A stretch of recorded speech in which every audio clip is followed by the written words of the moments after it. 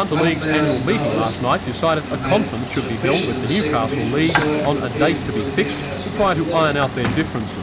The two leagues have been at loggerheads since October last year, when the NRL disbanded its former second division, a decision that sparked the formation of the lower Hunter League. In a conciliatory tone, the breakaway group has now accepted an earlier NRL offer to talk it out. Last week, Lower Hunter President Jim Newton said he thought it was perhaps too late to heal the rift. Asked that Do you same think this question dispute now, can be the solved? answer is different. I do. There's got to be a few changes, but I think that we can get down and talk about it, and if the Newcastle Rugby League decide to affiliate both us and the Referees Association, I mean the Lower Hunter Referees Association, yes, I feel that it can be solved. NRL manager Graham Hards says the board at its meeting Monday night will decide that date to be fixed for the joint forum. To make this meeting come about in the space of perhaps next week. There is no doubt about that. At the general meeting of the Newcastle Rugby League last Monday night, the General Committee gave the Board of Directors the power to negotiate and continue their negotiations with the Lower Hunter Rugby League people. Would you like to make a prediction when this will be settled, when this meeting will in fact take place? I'd say it'd certainly happen within the next 10 to 12 days. Fine, thanks very much.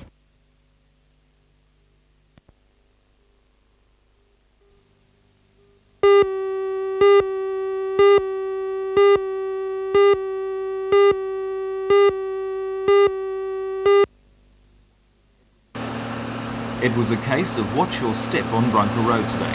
About 100 metres of the Newcastle-bound lane near Olney Street became smeared with grease when a flat-top truck lost part of its load at 11:30 this morning.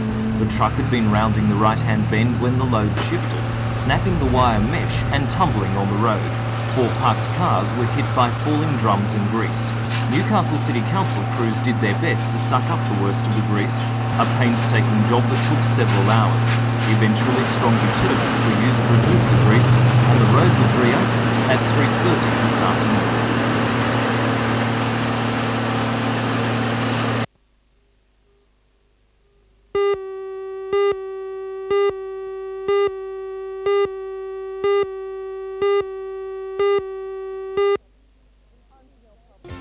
I'm Janelle Provost.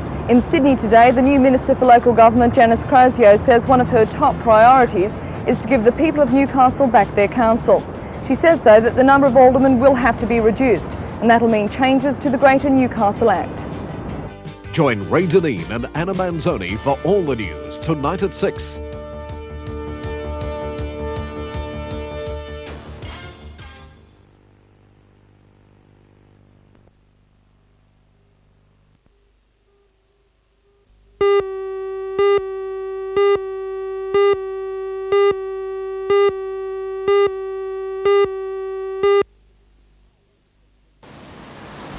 The Pacific Highway between Bulahdelah and Taree is fast becoming known as the deadliest stretch of road in New South Wales. A spate of horrific motor vehicle crashes over the Christmas-New Year period claimed a dozen lives and led to the section being labelled as the state's horror stretch. That carnage prompted the State Parliamentary Stay Safe Committee to make a 2-day inspection of the area in a bid to put a stop to the increasing number of fatalities. Today the committee inspected 8 fatality sites on the road and many of the wrecks, try and find any reasons why this stretch has recently claimed so many lives. Stay Safe President Dorothy Isaacs says the spate of fatalities are a cause of concern to the committee and compares this section to a horror stretch of past years, the Hume Highway. Some time back we went down and inspected the Hume Highway when there was a lot of fatalities, mainly with heavy vehicles, and great improvements have taken place down there, and we would hope that over the next couple of years there will be some improvements here in this area. So what sort of improvements are you talking about?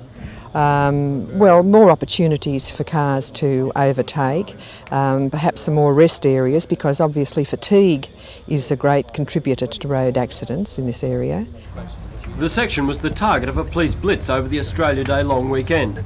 There were no serious crashes during that blitz, and the Stay Safe Committee believes that sort of police action is one way to stop the deaths.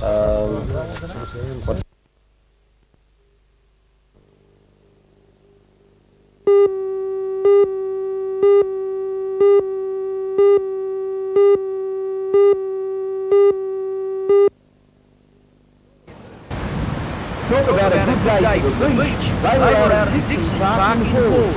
The region's top lifesavers were there, out to prove they're the best and make a claim for state honours.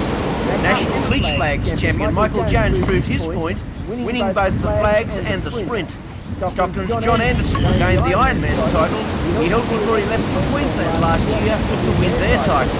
He also took out the long haul today. Of course, if you felt like a break from the action in the water, there was plenty to look at on the beach. Outstanding Merriweather junior Nicky Todhunter was a late scratching ending speculation. He may become the first person in more than 40 years to win 4 or more swimming events and branch titles.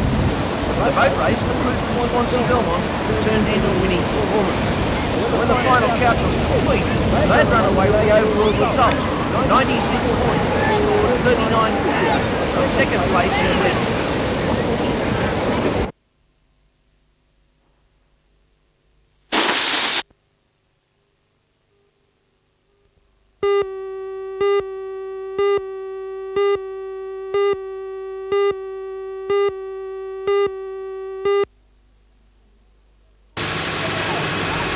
Stations from Merriweather, Cooks Hill, Hamilton and Torres Hill attended the blaze, which started at about 8:30 this morning.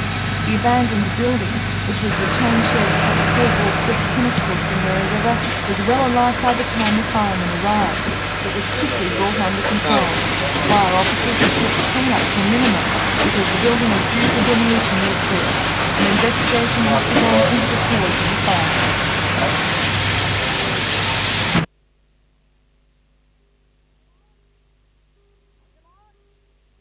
On your mark!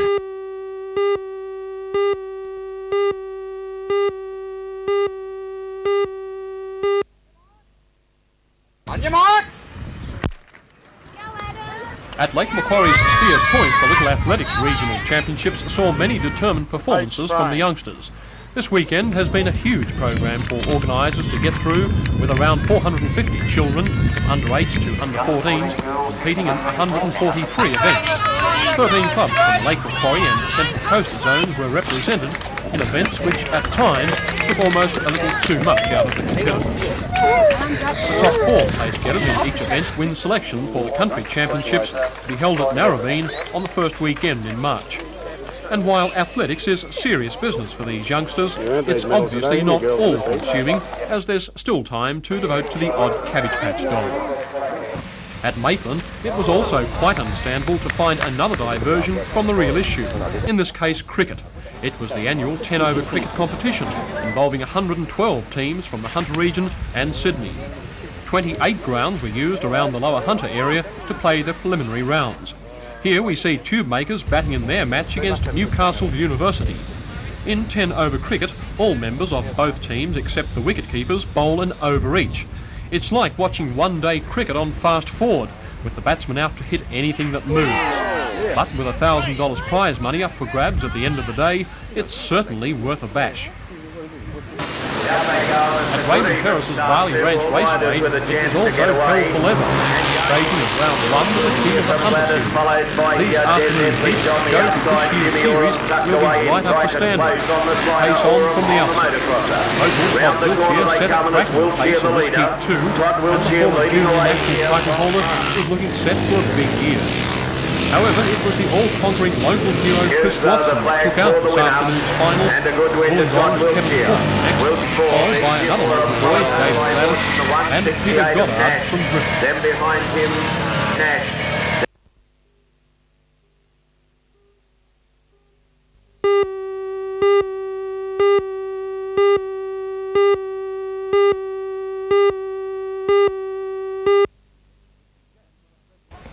It began with a special ecumenical service in Christchurch Cathedral. It was attended by the Honourable Mr Justice Clark, the Honourable Mr Justice Tongue, and other members of the legal profession and families. After the service, the official party moved to their police escorts for the journey 200 metres down the road to the number 4 court. This is where this year's Supreme Court sittings will be conducted, presided over by Mr Justice Clark.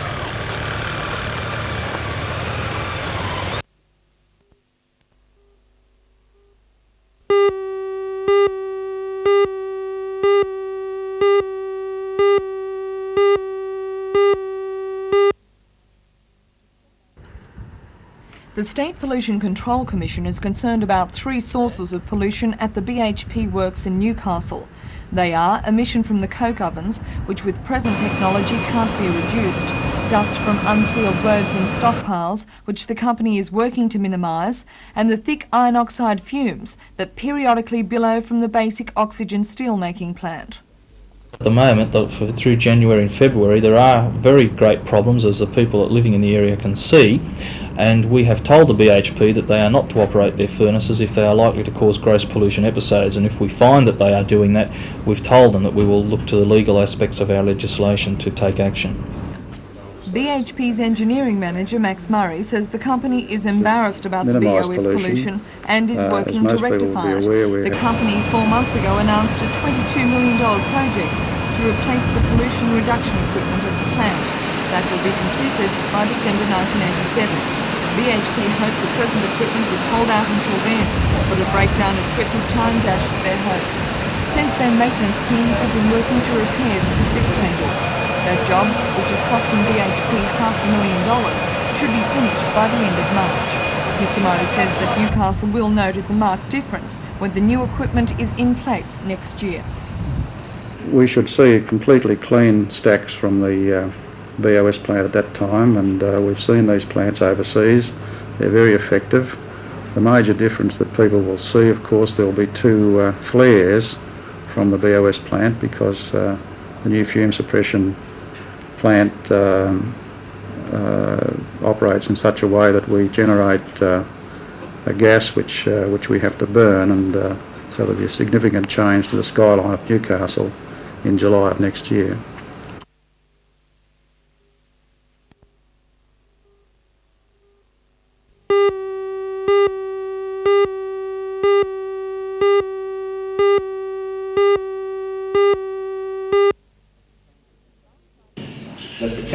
Last night, 400 business and community leaders flocked to Newcastle City Hall for the Chamber of Commerce Centenary Dinner. The evening was hosted by Chamber President Laurie Molyneux and Centenary Committee Chairman George Keegan. Special guest at the dinner was Governor-General Similian Stephen. Similian launched a book outlining the proud history of the Chamber's involvement with the city and its hopes for its future.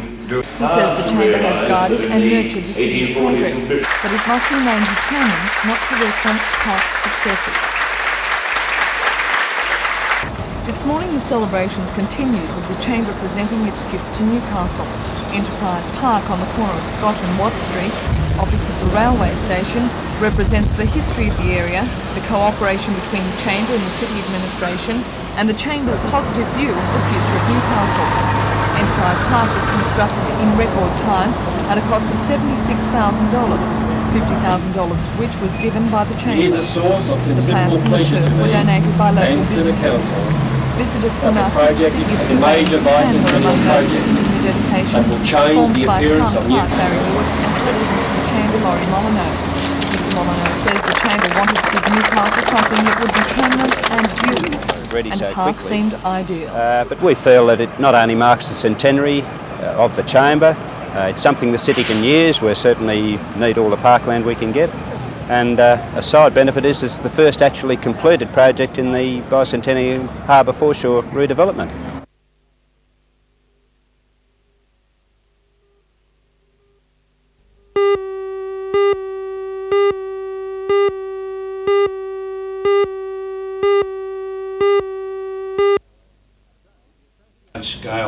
Today, the association explained its stand and indicated quite strongly that it doesn't intend to give in to the workers' demands. Deputy Chairman John Hewitt said to grant the claims would cost $200 a week for every employee, a burden the industry cannot afford to carry if it's to remain internationally competitive. Mr Hewitt says the week-long stoppage, if it goes ahead, would cost the industry $150 million in revenue and the 30,000 employees $21 million in wages. The main thrust of the union approach is a 30% productivity increase, which the association doesn't argue with. But it says the extra productivity is due to proprietors' efforts in capital investment and rationalisation, and the benefit has already been passed on to the workers in the form of bonus payments. Well, we're saying that productivity is up. It was necessary for productivity to be raised for the industry to survive. But we're also stating quite clearly that the unions have already had the benefit of that productivity in their productivity bonus increases that have taken place during the 5-year period under review. Had the wage fixing principles, the guidelines, not been in place, would you have been prepared to offer more? No, we couldn't. We were mindful all the time that there are wage fixing principles in place. But as I said to you earlier, our response was also judged and tempered by the financial state of the industry at the present moment, taking into account also its international competitiveness.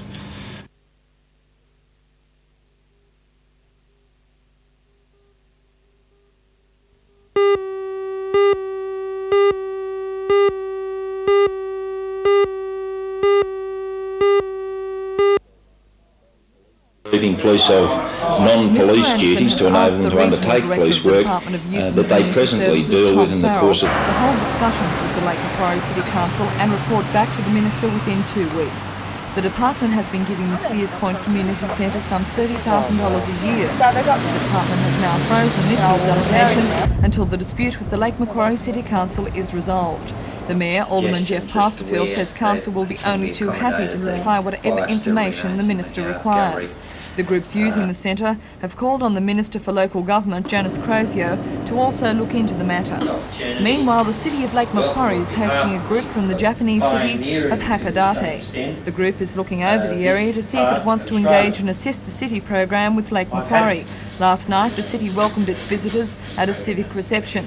Gifts were exchanged in the spirit of goodwill, and the Japanese were given a preview of the sights they could expect to see during their 2-day visit.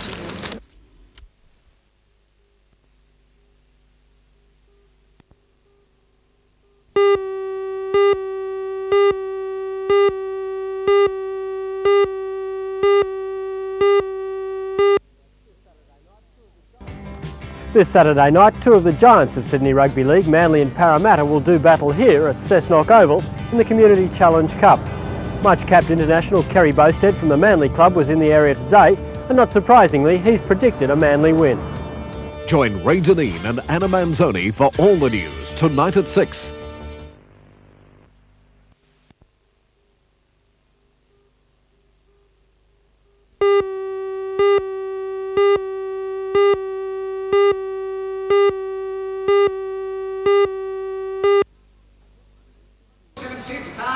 Yesterday, a seasonal record price of $41 a kilogram was paid for a bale of superfine wool account of Limerick proprietors of Armidale. And although there were no sales even close to that mark today, buyer competition was still strong and there were smiles aplenty in the girls' gallery. Italian and Japanese competition has increased, and as well there's renewed interest from the United States.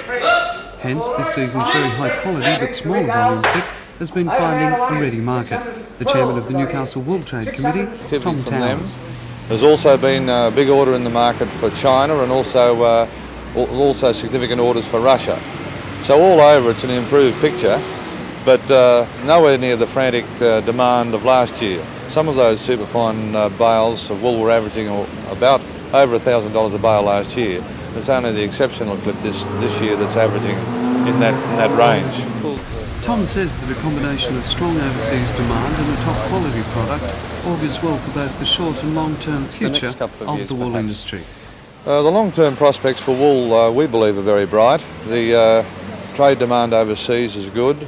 As I mentioned earlier, China is a big market, an emerging market. Western Europe is still taking a lot of wool, and America, that is an expanding market as well, and they're looking more to the natural fibres. Not such a bright picture for the ailing wheat industry, however, with the world oversupply of the grain slashing returns to Australian farmers.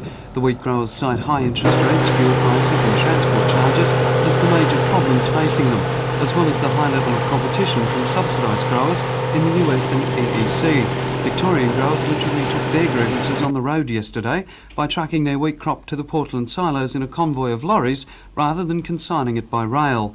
A recent report suggests that trucking rather than railing wheat to export terminals would save at least $10 to $14 a tonne in costs, and says that in the last 6 years, grain handling charges have increased by 52% in Australia, while in the US, government intervention and subsidies have resulted in transport costs falling by 18% in the same period.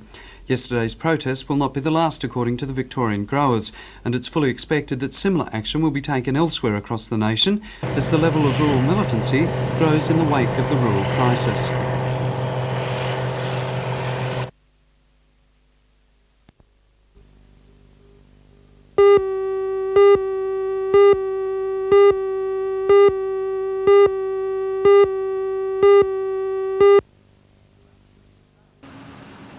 About 30,000 miners in New South Wales, Queensland and Tasmania are involved in the stoppage, which began at midnight. Lost production over the next 7 days is estimated at 2.6 million tonnes, amounting to $150 million in export earnings. The workers themselves stand to lose a total of $21 million in wages. They say they want a share in the prosperity of an estimated 30% productivity increase. Employers say they have already received that in the form of bonus payments, and any further pay increases would be outside the wages accord.